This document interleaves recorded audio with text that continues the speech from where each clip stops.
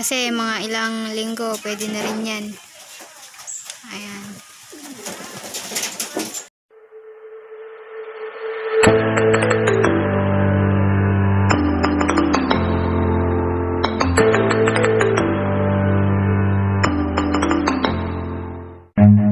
Run.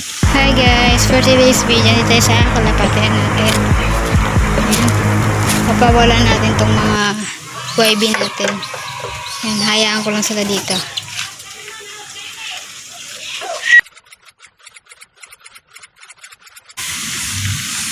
Ayan, nasa loob pa sila.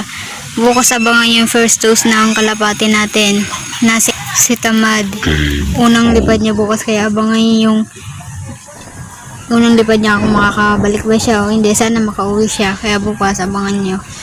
Unang lipad niya yon. Kaya yung mga kalapati natin, mga YB.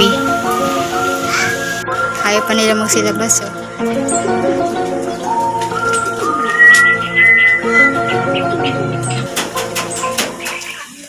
Siyempre, kailangan natin ito tignan kasi baka mamaya may pumitik pa sa kanila.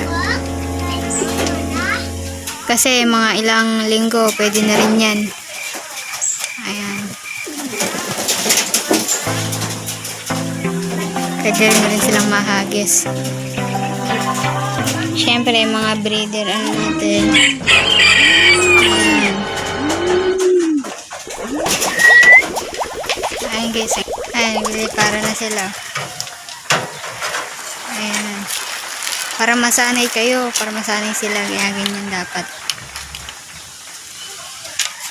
Ayan na.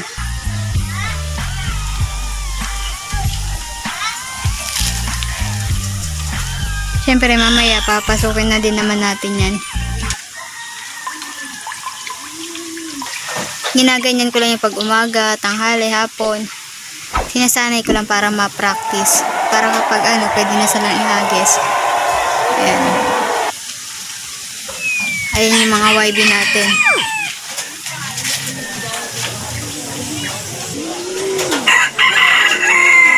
Okay guys, hanggang dito na lang. Kung di ka pa subscribe, mag-subscribe ka na. Follow nyo po at like na rin ang JB Love TV. Pa-share na rin po. Maraming salamat.